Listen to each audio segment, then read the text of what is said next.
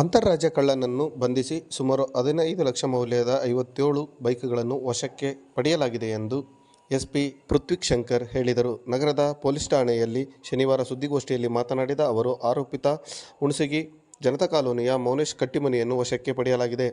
Police ಠಾಣೆಯ inspector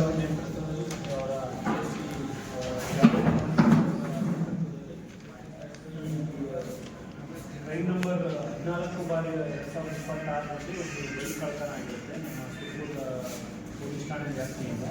so ಅದರಲ್ಲಿ CCTV ದೃಶ್ಯಾವಳಿ ಆಧಾರದ ಮೇಲೆ ಮಾಡಿರುವಂಥ ಕಳ್ಳನ್ನ ಪತ್ತೆ ಹಚ್ಚಿದಾಗ ಅವನು ಮಾನಪ್ಪ ಮೌನೇಶ್ ಅಂತೇಳಿ.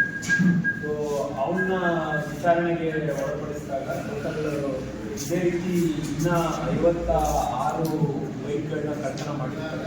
ಟೋಟಲಿ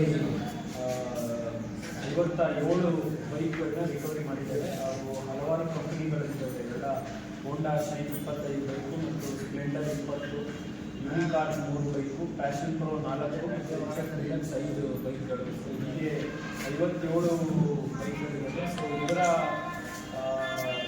ಮೋಡಸ್ ಹೇಗಿದೆ ಅಂದರೆ, ಇವನು ಬೈಕ್ ಕಳ್ಳತನ ಮಾಡಿ ಸುರ್ಪುರ್ ವ್ಯಾಪ್ತಿಯಲ್ಲಿ ಬರುವ ಬೈರ್ಮಂಡಿ ಹಳ್ಳಿಯಲ್ಲಿ